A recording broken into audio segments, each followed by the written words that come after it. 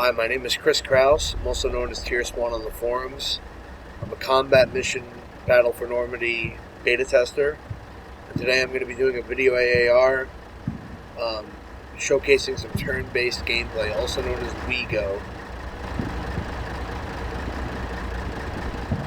There's a demand on the forums that I showcase some turn-based gameplay, so I think this mission is perfectly suited for it.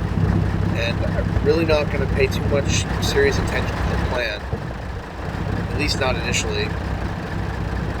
When I first loaded this mission up, my intent was to just make a few quick moments of WeGo action, maybe a 5 or 10 minute video, but as I started playing it, I wanted to complete the mission, so I wound up frapsing the whole thing. At this point, what you're seeing now, I wasn't really intending to play the mission seriously. I just wanted to show the mechanics of the actual turn-based gameplay, and then perhaps some little vignettes, but things changed as I continued to play. The name of this mission is called Le Desert. Yes, I know I can't pronounce French. I've never been in Normandy. Oh, and this battle has one really cool feature that I haven't shown yet in any of these video AARs, and that is target reference points. I just zoomed over one of them, and there's another one as well. There's two in this scenario. Target reference points are one of the most interesting features of this game. Basically, you can place a target reference point anywhere on the map, even outside of your deployment area, and it allows you to have line of sight on... It gives you a virtual line of sight on the area, so you can call in a fire mission, regardless of the line of sight of the observer. It's really useful when you know the enemy is going to be in one spot, but you never, you know they're going to be in one spot, but you know that you're never going to have eyes on that spot, like usually behind a town or behind a compound, something like that.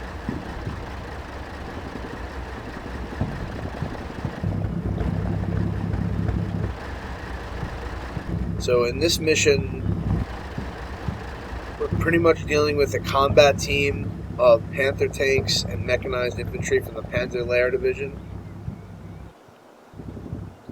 This was an elite division of the Wehrmacht that fought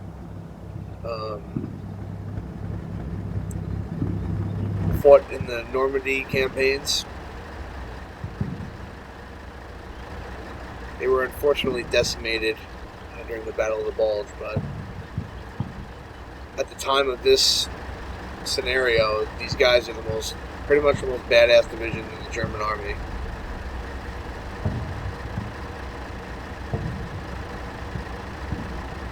Or I guess I just made a little mistake. They were not in the army, they were in the Waffen SS.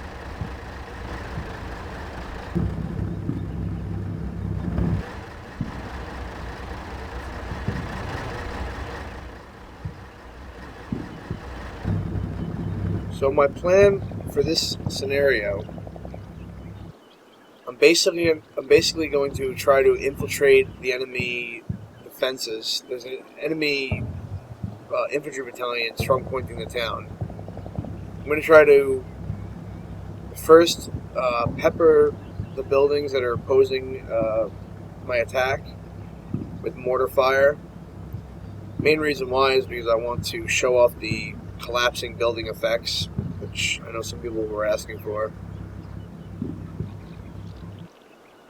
And while that's happening, I'm going to send my tanks down the center to sort of probe the enemy defenses, and then I'm going to try to infiltrate the flanks with the mechanized infantry, who are going to dismount and then head into the hedgerows there.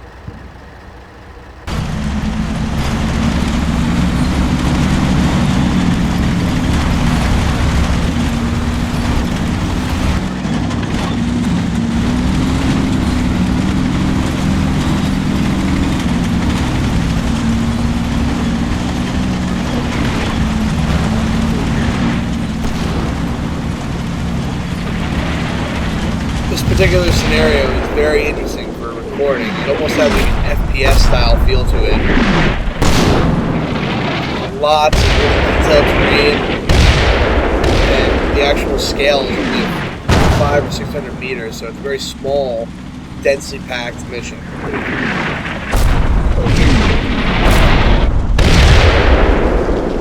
You see here the preparatory bombardment is now begun. My intent is to destroy several buildings that were obvious positions for an enemy machine gun team.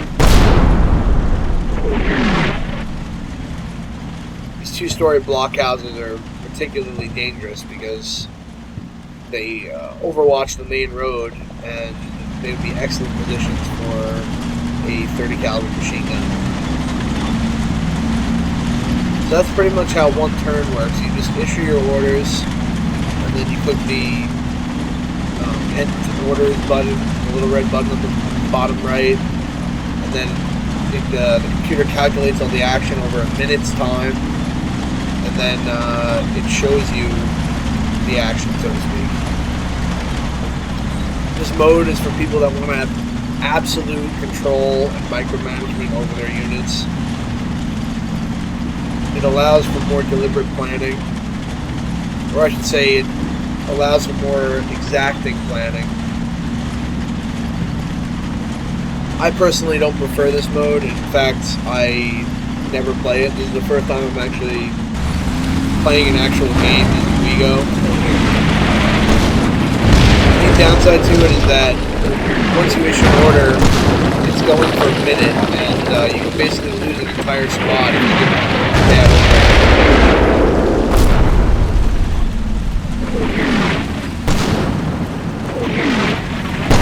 But I can definitely relate to it. I mean, I am a huge fan of the Steel Panthers games,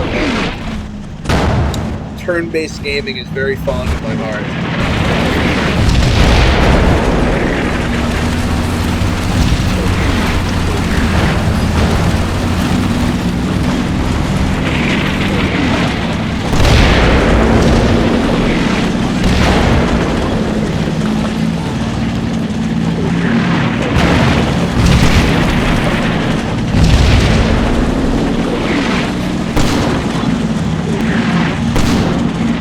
Expecting immediate contact as soon as I cross that corner. That would be an ideal position for a AT team or a AT gun to be sighted. Luckily, I was not fired upon, and a lot of that may have to be thanks to the mortar barrage. If not from direct KIA of the enemy, at least the smoke that is created in obscuring my advance.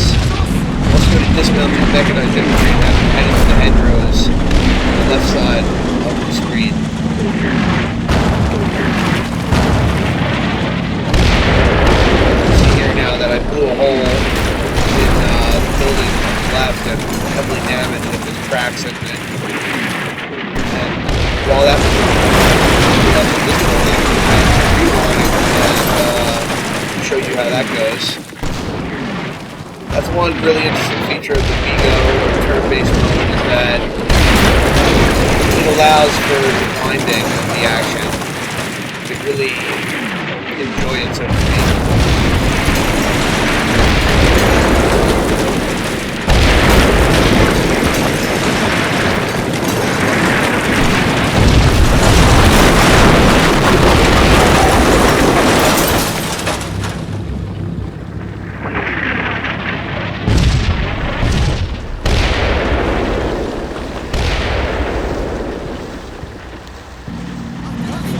It again so we can see the infantry pouring out of the half track.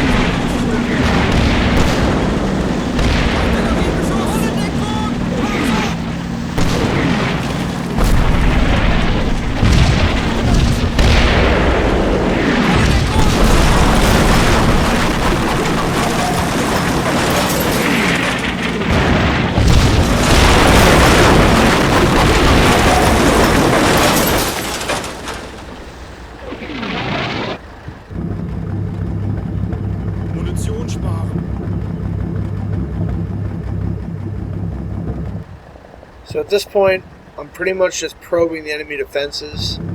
The idea is to, destroy any obvious pre-planned kill zones that the enemy had, and then also sort of probe the defenses so that the rest of the company that arrives will be able to exploit those enemy defenses and hopefully maneuver on the enemy and destroy him.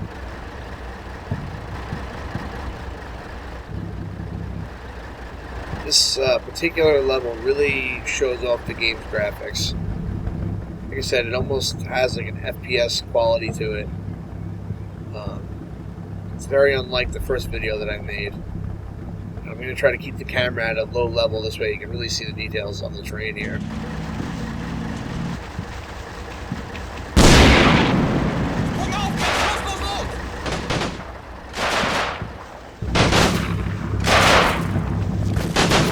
Shooting into the house clears the way of any ATT lying in wait. The briefing did mention that the roads were mined, but I'm not really worried about that, considering the armor of the Tiger or the Panther tanks.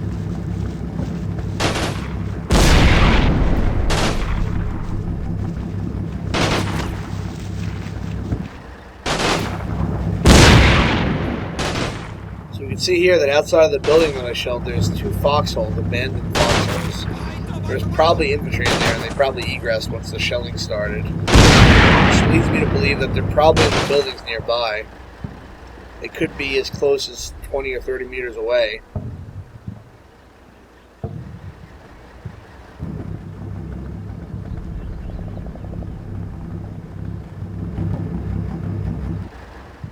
Also spotted a number of audio contacts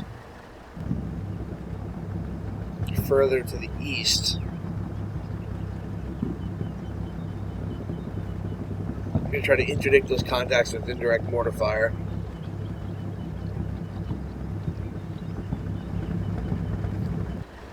I'm going to be using the target reference point as a means by which to sight in that fire mission.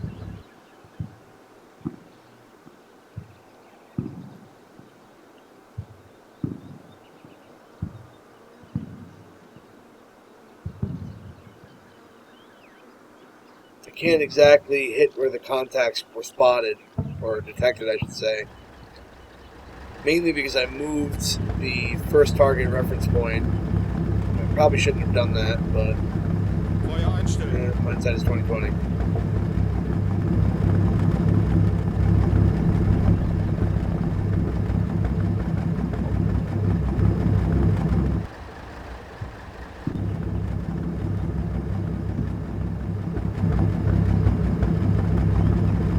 So my dismounted infantry platoon are approaching a clearing, sort of a farmer's fields, on the left flank to the west. They're about to reach the clearing, so if there's enemy contact nearby, they will initiate it shortly.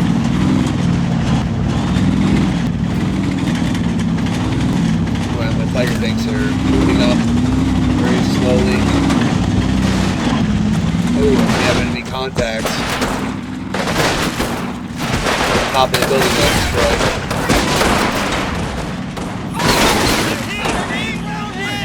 Those are some hard men. Building collapsed on top of that.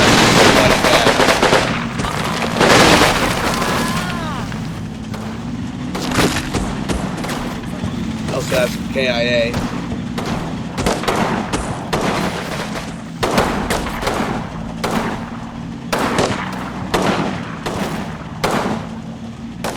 Some enemy concealed on the other side of the hill. Somehow quickly achieve fire superiority, mostly from the Garens. That's the one real big advantage of the M1 Garand. Although the German rifle sections have MG34s and MG42s in them organically, they have to actually stop and deploy them. It's not like, well, they can fire them while moving, but they're not very accurate. So until that thing is deployed, or at least, braced against the ground, it's fairly inaccurate, and the only thing the German rifle squad has to fall back on is really the MP40 and, in some rare circumstances, MP44s. meaning that the typical American rifle section has more semi-automatic fires. Yeah, this platoon took some pretty alarming casualties. Really surprising how many casualties they took. The platoon leader was killed in action, so was the executive officer. But luckily, another platoon has arrived, plus a section of engineers.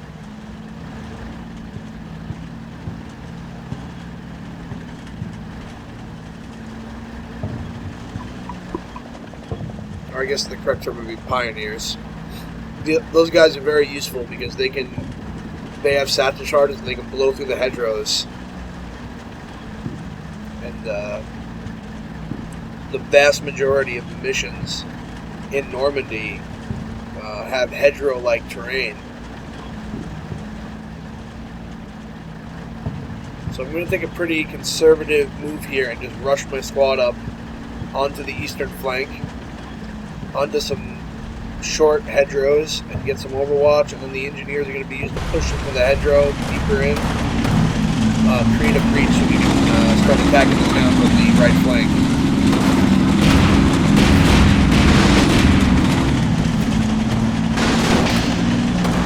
So the Panther tank just drove over a minefield and didn't even scathe it. And there's a bazooka team and a enemy headquarters section attacking it from the rear.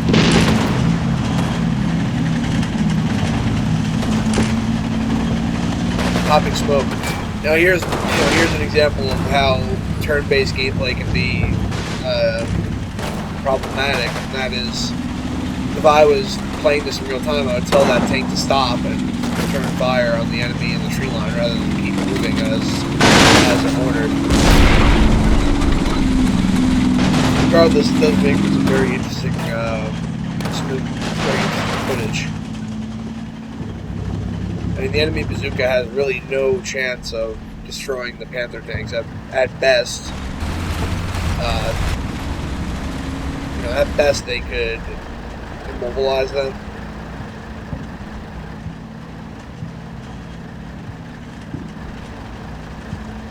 The Pioneers come in bridging half tracks. Fortunately, the bridging apparatus on top of the half track isn't featured in the game.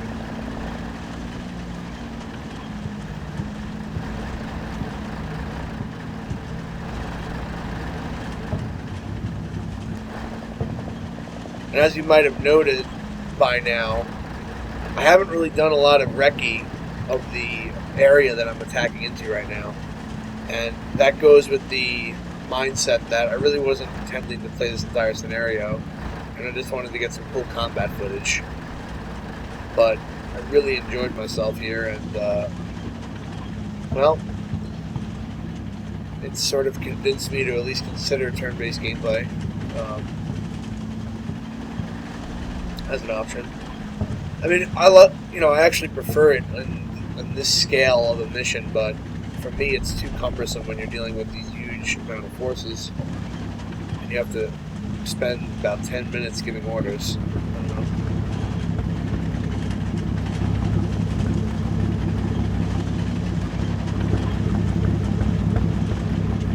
So,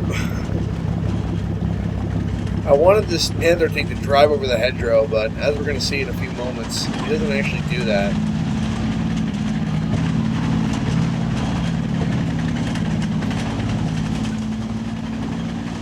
The other Panther's trying to draw some fire from the dismounted infantry platoon that's getting massacred. I'm going to try to get eyes on those enemy infantry that are in the hedgerow line there.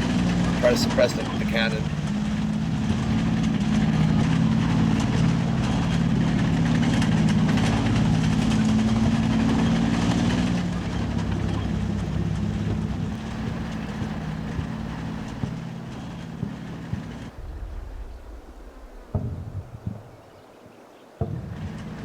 Also note here that when that new platoon arrived, it also arrived with 2 MG squads. Something I overlooked before, but I was overzealous in trying to get that platoon into the fight.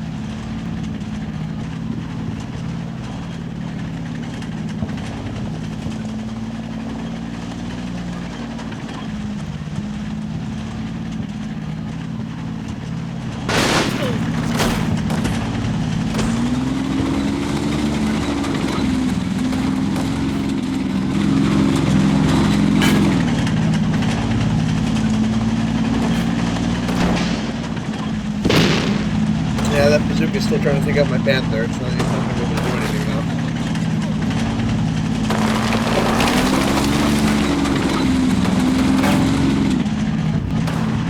So the enemy infantry is trying to butt into the panther by shooting at it with their Garrons. Bad idea. Famous last words, so to speak. Meanwhile, the pioneers have reached the hedgerows leading to the other side of the town and are charging through the hedgerows, created an alternative breach point. They've come under fire, though, by an enemy trench line.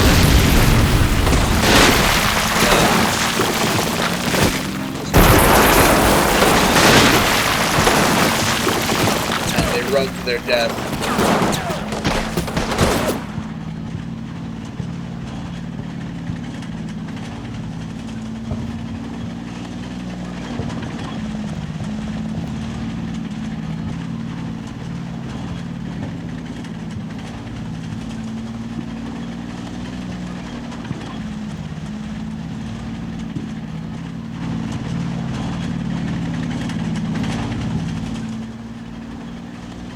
As those pioneers are drawing fire, however, the Panther spots various contacts that are firing.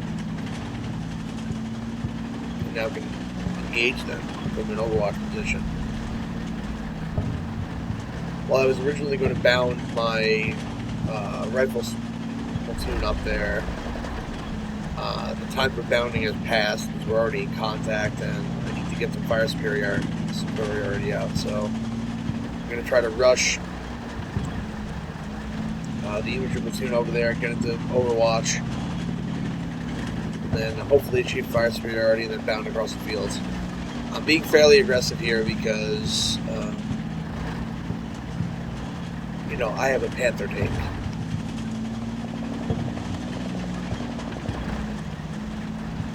Which means I can very quickly achieve fire superiority. I don't have to really worry about that.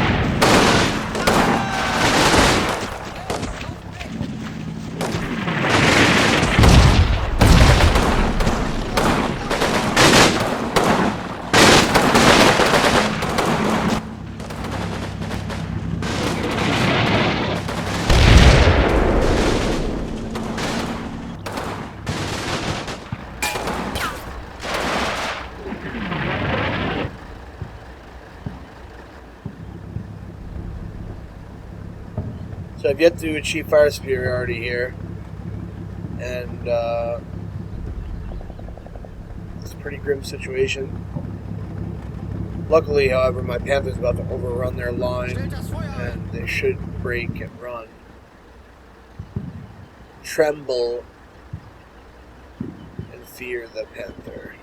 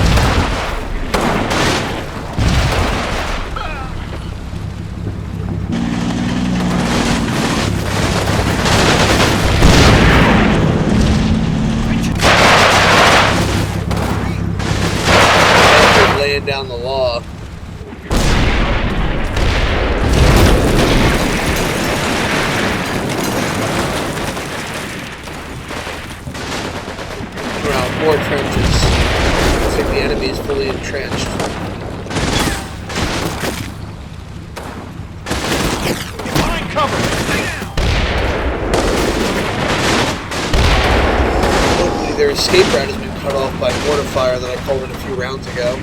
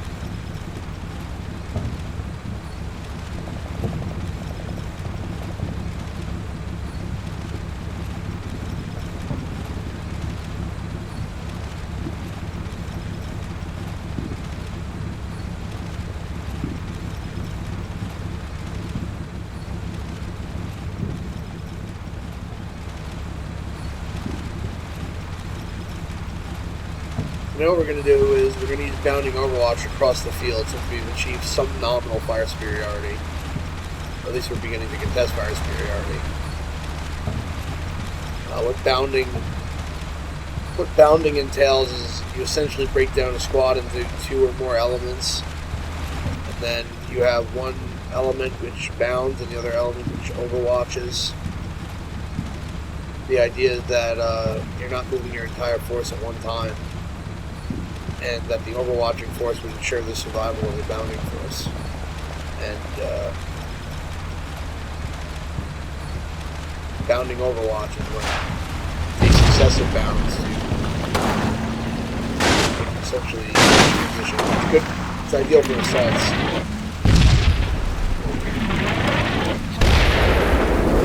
Bounding across the field by fire team. The Germans don't have fire team. Fire team concept is an American concept. Bounding by team. Here's most of the Americans opposing me and the kills. Some are running away, driving with mortar fire, get blasted down by the Panther tank. Spotted the Bazooka team. My Panther tank.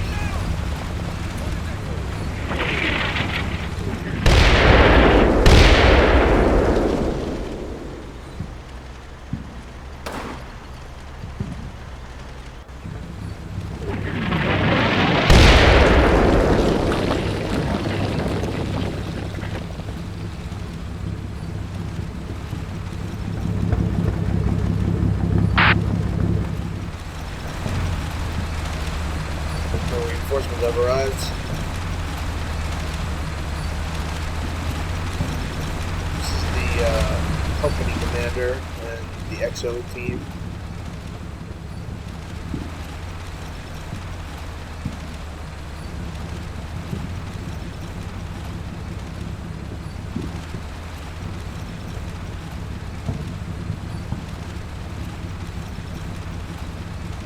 So now that I've realized that there's no enemy to oppose me, I'm just going to stop bounding and just sprint across the field.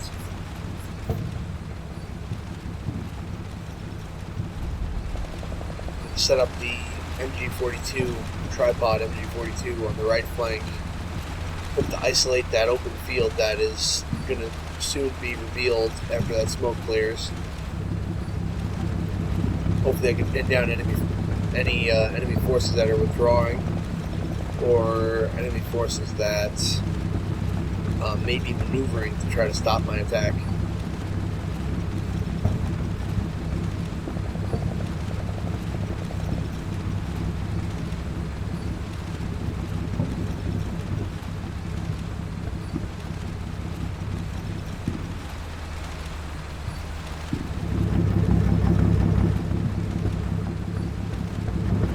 So the overall battle plan for this mission has essentially turned into take each hedgerow one at a time and essentially do an area clearance.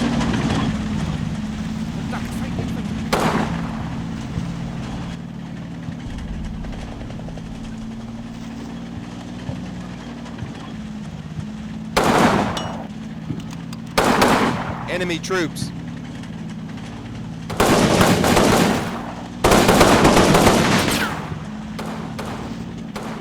Keep your heads down!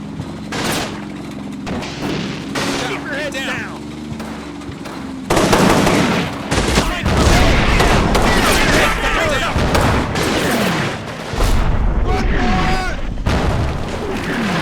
Good thing I moved that platoon when I did, because the breach that I just came from just got shelled by enemy mortars. Literally 30 seconds or even less, maybe 20 seconds after I left that position. So it's a good thing I was being aggressive, otherwise I could have had trouble. So I noticed that this Panther tank got hit by something before, so I'm just going to replay that. See what happened. I think it was that particular team, right? And yes, it was. Unfortunately, there's smoke everywhere. There's smoke everywhere, concealing them. Meanwhile, on the other side of the street, they contact with garrisoning a building.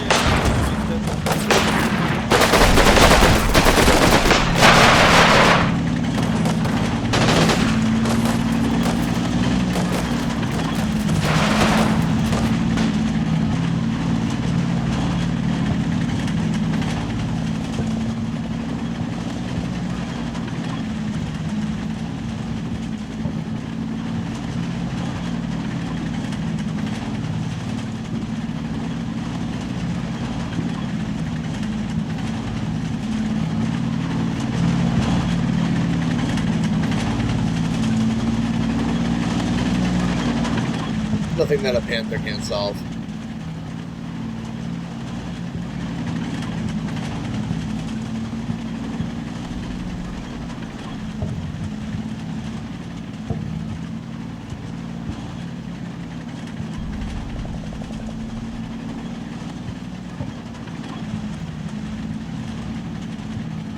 I'm trying to seize the momentum here and bound to the next set of hedgerows.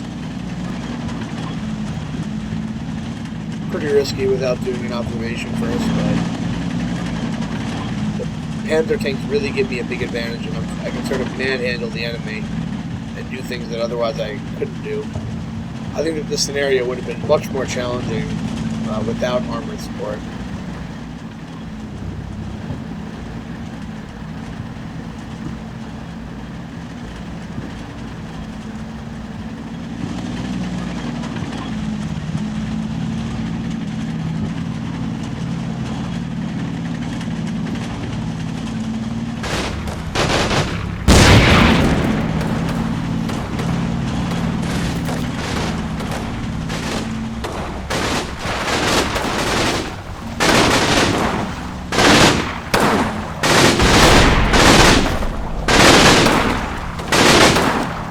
Squad in the rear got caught in enemy system crossfire, mowed down.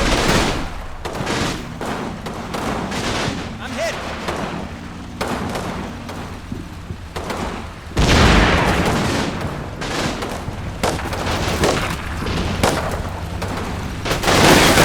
Get down! Take cover!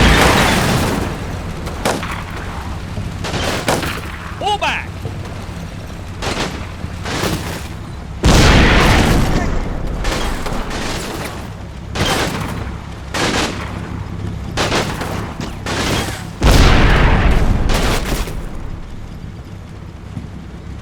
Spot some enemy trenches and an AT gun in an ambush position on the left side of that house there.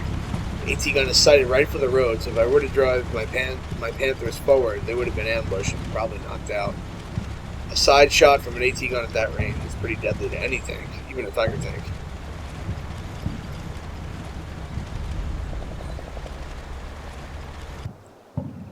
During that time, another Panther tank arrived.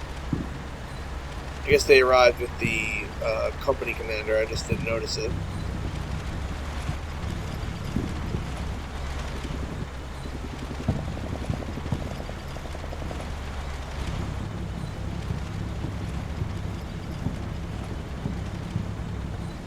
I'm going to set. I'm going to begin another sort of creeping barrage. try to target some buildings that might house enemy infantry in them. And that's going to prepare the way for the final assault on the last part of the town.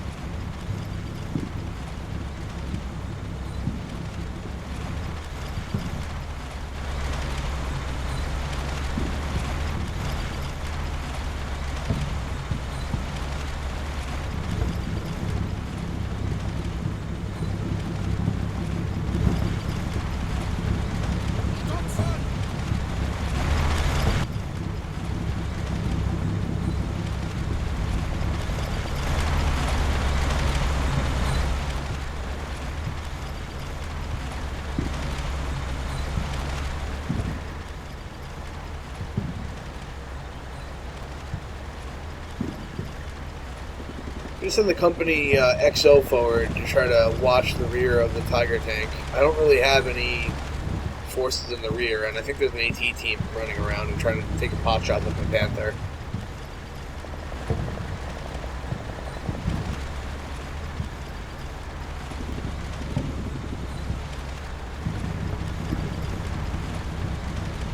It's worth noting that there is a tank in the game that can actually rip through all this hedgerow.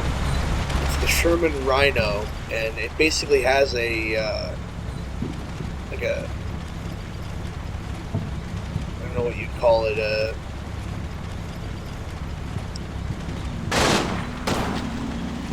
has like a shovel on the front, I guess you'd call it, a plow. It has a plow on the front that lets you burst through tree lines. It's pretty epic. Germans, unfortunately, don't have anything like that.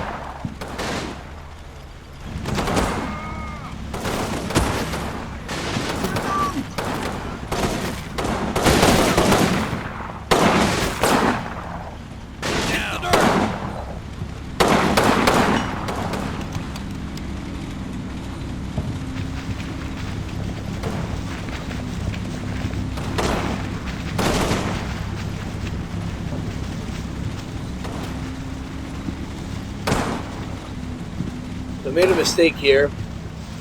I thought that my forces would jump over the hedgerow, but I guess it's too high. And accordingly, they ran around right into a kill zone. It's very lucky that they weren't all mowed down and killed.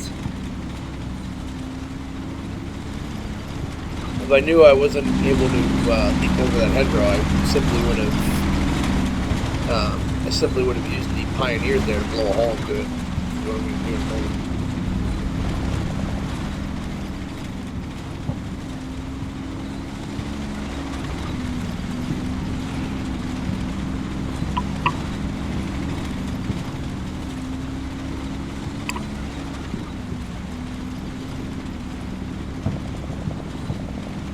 So this house here represents actually a pretty big threat because it's a multi-story building, it has overwatch on my position, and I'm unable to engage it. So I'm going to rush one of the Panther tanks over there to provide immediate fire support. I'm also going to blow a breach into the trench, to the hedgerow rather, and I'm going to try to quickly move my forces up online, get into a battle position, and return fire. I'm also going to push up a heavy machine gun that was in the rear, and this machine gun is going to be used to sort of tie down the main street and interdict any enemy forces that are trying to egress from those buildings that they're strong pointing at this time.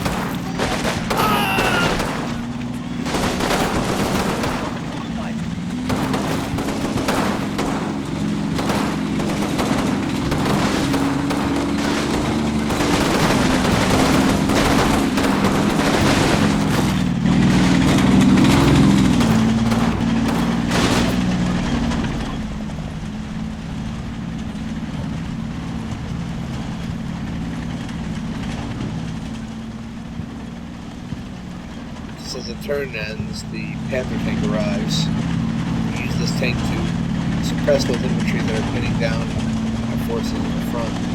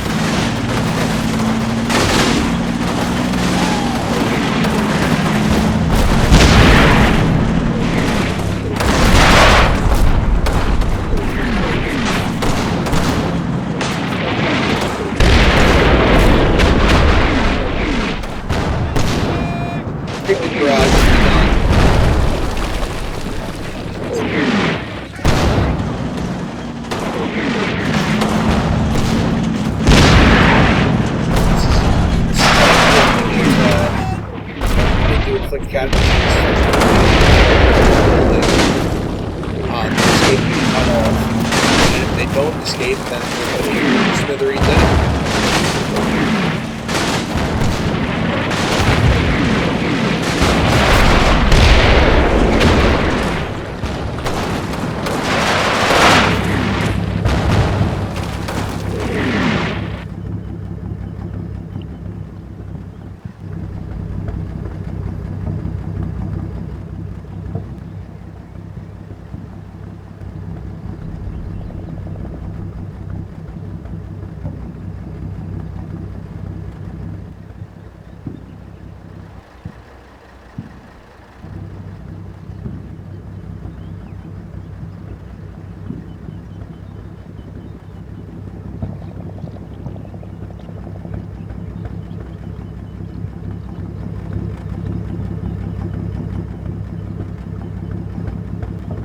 Do something very risky here, and that is I'm going to continue to bound my forces forward, even though that there's artillery landing very, very danger close. And they're actually howitzers, so it's even a bigger threat than mortars landing danger close.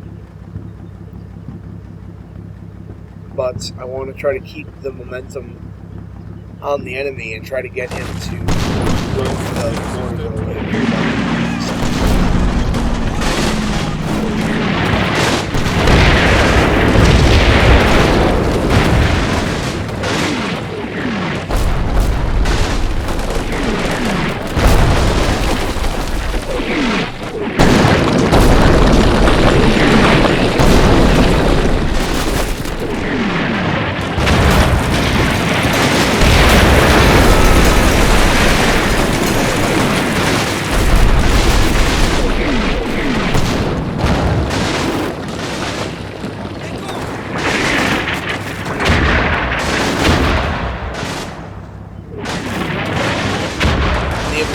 Run out, or they tried to run out and they got hit by mortars.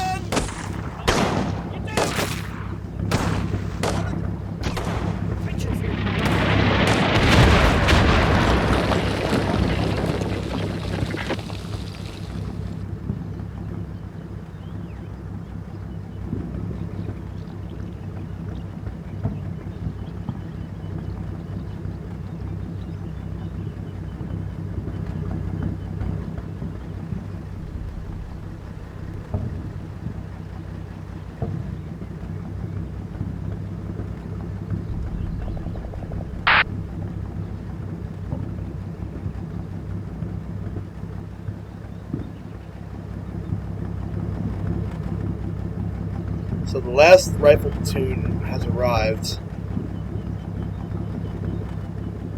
I'm going to be mustering them down the center of the town, and they're gonna complete the assault and secure the town center and the outskirts. But in order to affect that plan. I also need to make sure that that AT gun was abandoned or knocked out. So I'm going to be using my engineers to blow down the hedgerow on the left flank. I'm going to assault into that little hedgerow there. Once the AT gun is confirmed to be knocked out or at least abandoned, I'm going to advance my Panthers down the street as the new rifle platoon assaults forward.